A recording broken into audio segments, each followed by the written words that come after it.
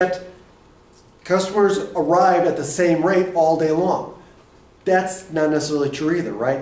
A lot of times there's peaks, right? High traffic versus low traffic depending on the time of day, depending on the day of the week, weekends versus weekdays. So this may not be a reasonable model, okay? But again, that's just food for thought. Now, the next thing I want to talk about regarding an exponential distribution is this fascinating property called the memoryless property of an exponential distribution. What does that mean?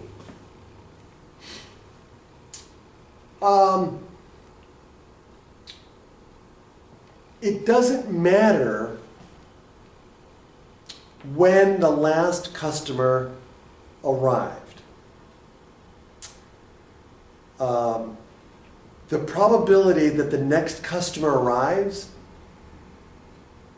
is unaffected by the occurrence or when the last customer arrived. Okay, that's the memoryless property. So think about it this way. Let me think here. How do I want to say this? Where am I at? Oh, here we go. So think about the example that we just did. Suppose that 5 minutes elapsed. Okay, so keep that in mind. So let's say you're in the store, you're the manager, and let's say 5 minutes elapsed and a customer arrives. The probability of the next customer arriving is unaffected by the fact that it took 5 minutes for the first customer to arrive. It doesn't matter. You can ignore all that. That's what the memoryless property is telling us. It doesn't matter how long it took for the first event to happen, right? As soon as that event happens, it starts over. And the probability of the next event happening is going to stay the same. Okay? Let's see here. So it says, since an unusually long amount of time has elapsed, right? Because we already saw that it was very unusual for 5 minutes to occur, for a customer to, for the next customer to arrive in 5 minutes, or take more than 5 minutes, right? But just because it took 5 minutes, it would seem that it would be more likely that the next customer would arrive sooner. That's not the case. It's the same probability. Okay, so this is referred to as the memoryless property. So how do we say this?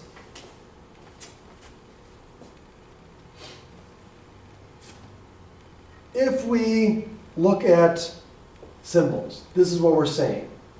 So this is based on conditional probability, right? So if we have this, x,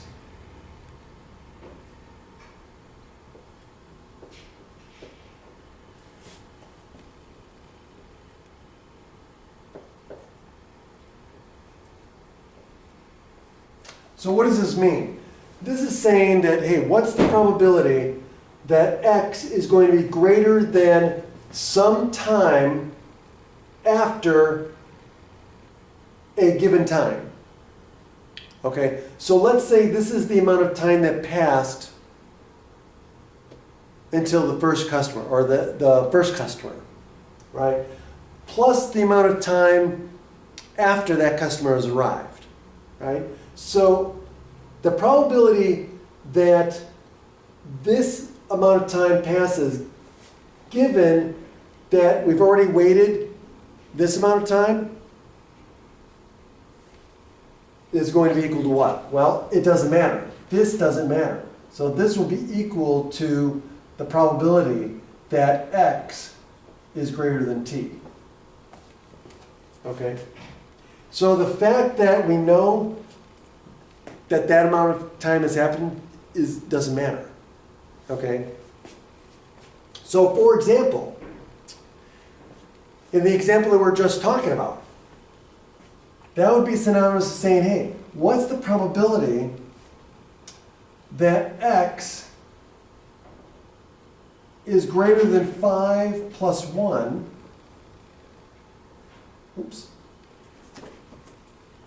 Okay, so that's saying, hey, what's the probability that it will take the next customer, so it took 5 minutes for the first customer, right? What's the probability that the next customer is going to be 5 plus 1? It'll be 5 minutes plus 1 minute. Okay?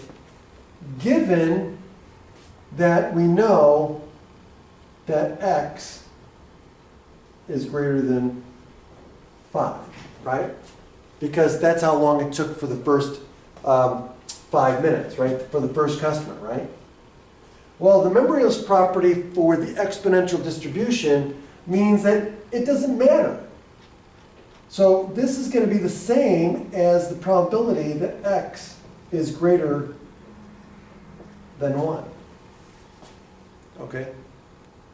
So it doesn't matter that if it took 5 minutes or more than 5 minutes for a customer to arrive, the amount of time or the probability for the next customer after that to occur is just going to be the amount of time from the point that the first customer arrived till the next customer arrives. Okay? So again, this is going to be then 1 minus e to the negative mx. Okay? Where x is equal to 1. Okay? So in our example, it's just going to be negative 0.5 times 1. And so this turns out to be, again, 0.607. So it didn't change. That's the Memoryless property. So it doesn't matter how long it took the previous customer to arrive. Let's say it took 10 minutes. Let's say it took 15 minutes. Once that customer arrives, it starts over. So it doesn't matter. I hope that makes sense. Okay, that's the Memoryless property for the exponential distribution. Oops. Okay, so now, let's see here.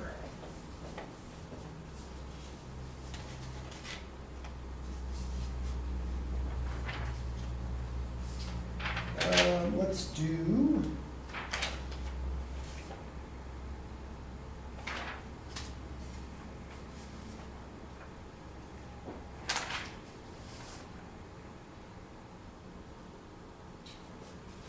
let's do this. I'm trying to...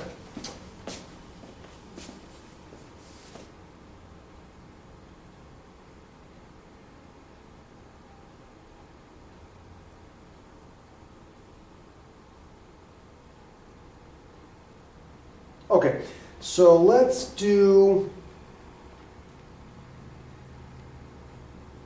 Yeah, let's do one more. Let's do one more. Oh, which one do I want to do?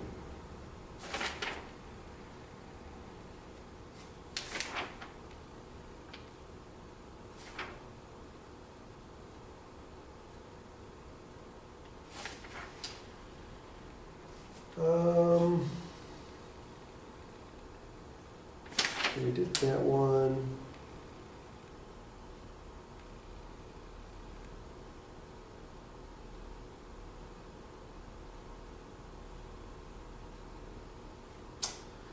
Oh, let me see here. Let me do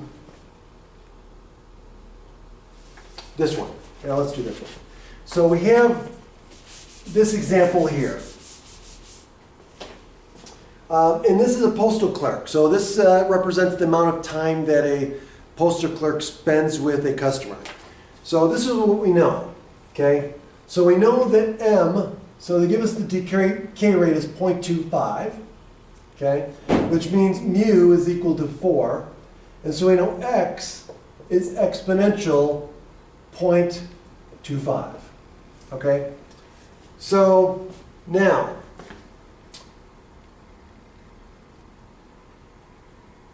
we know that for probability for x greater than some value k, let's say, we can use k or small x, that's fine. This is going to be equal to e to the negative 0.25 times k, right? Now, we want to find what's the probability that x is greater than 7 given that x is greater than 4. How do we handle this one? Well, we're going to use the Memoryless property to help us to solve this, okay? And how are we going to do that? We're going to make it look like the way the definition of the Memoryless property told us before, okay? So what do we know? Well, the Memoryless property says that the probability that x is greater than r plus t, given that x is greater than r, right? That is going to be equal to the probability that x is greater than t, right? So we want to make this look like this. And so if we do, then we know what to write down. So how can we rewrite this here so that it looks like this? Well, we know that r is 4, right? So we want to make sure that we rewrite this piece so that in terms of r plus t. So in other words, what are we going to do? We're going to have 4 and 4, right? So what is t then? T is going to be 3. There it is. So the probability of x being greater than 7, given that x is greater than 4, is the same, right, as this, which now tells us has to be the same as this. So this is what we need to do. And so now, this is just going to be 1 minus e to the negative what? What's m? 0.25, or 1/4, times what? K. What's k? 3. Okay? That's it. So now, it's going to be 1 minus e to the negative 3/4. So let's figure out what that is. So it's going to be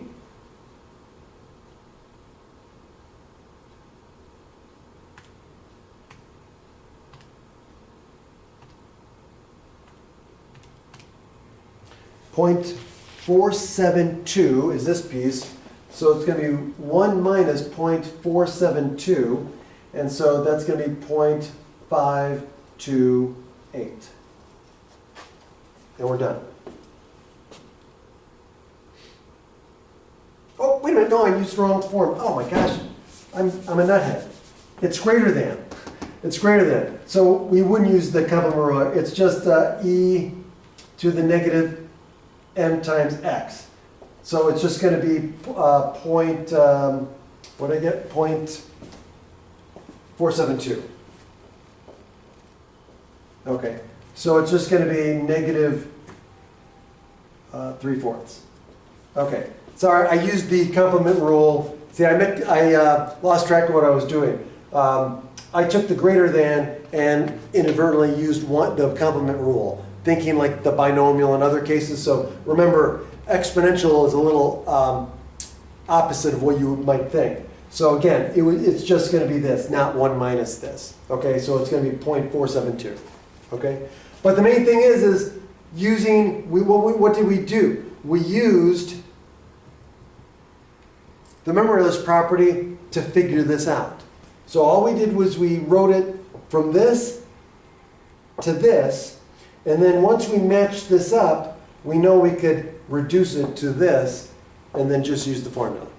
That's it. So now, the last thing I want to talk about is the relationship between Poisson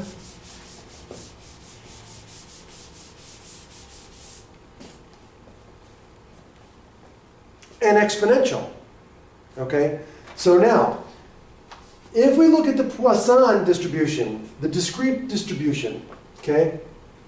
So, suppose that the time that elapses between two successive events follows an exponential distribution with a mean of mu units of time. Also assume that these times are independent. Okay? Meaning that the time between events is not affected by the times between previous events. If these assumptions hold, then the number of events per unit time follows a Poisson distribution with mean of 1 over mu. So recall from the other chapter on the discrete distribution that for a Poisson random variable, right,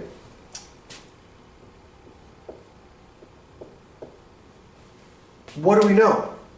We know that the probability of x equal to some value x is what? It's going to be what? X to the mu, right? Or actually, mu here. Are they using lambda? Yes, they are. So remember, they can use lambda here. Some texts use lambda. So mu, remember what we did was, it was x to the mu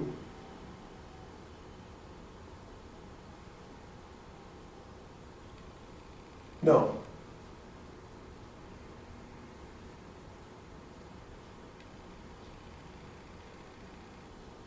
Oh, it's mu. Mu to the x, that's what it was. Mu to the x times e to the negative mu divided by x factorial. Okay? They use lambdas here. So that is the probability for a Poisson random variable. Okay? Now,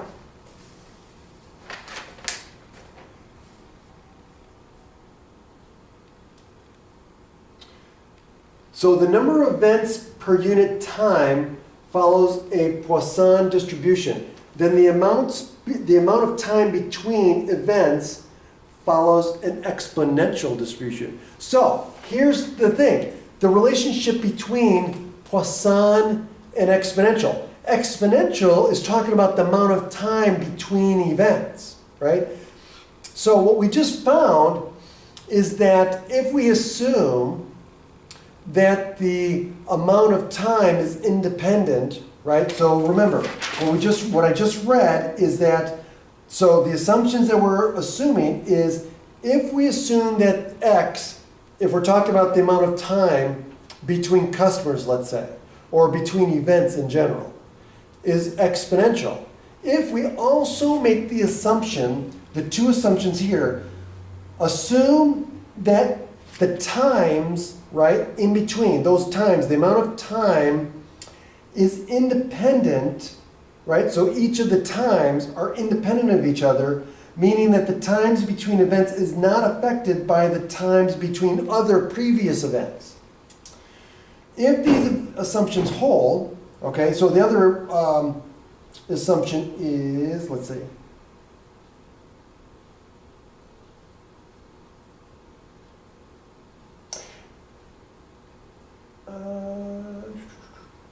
So again, we assume that the times between events is exponential, right? So again, we assume that the events are exponential, and we also assume that the times are independent, right? So one time interval is independent of any other time interval between customers.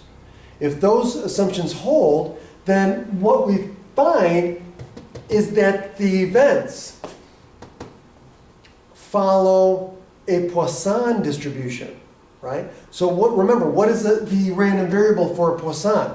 It's the amount, it's the number of, it's the amount, it's the number of events within a fixed interval, right? So in the Poisson case, X is counting the number of events within a certain interval of time. So what did we just show? We showed that if we're talking about a time interval between customers, and we know that the amount of time between customers or events is exponential, then the number of customers over a specific time period follows a Poisson distribution. So conversely, we can say that if we know that the number of events within a fixed period of time follows a Poisson distribution, then we also know that the amount of time between customers also follows an exponential distribution. So if we have one, it gives us the other, and vice versa. That's the relationship. Okay, so I hope that makes sense. It's a little complicated to follow and explain, but again, I hope that makes sense. So that wraps up exponential distribution, and we're going to stop there.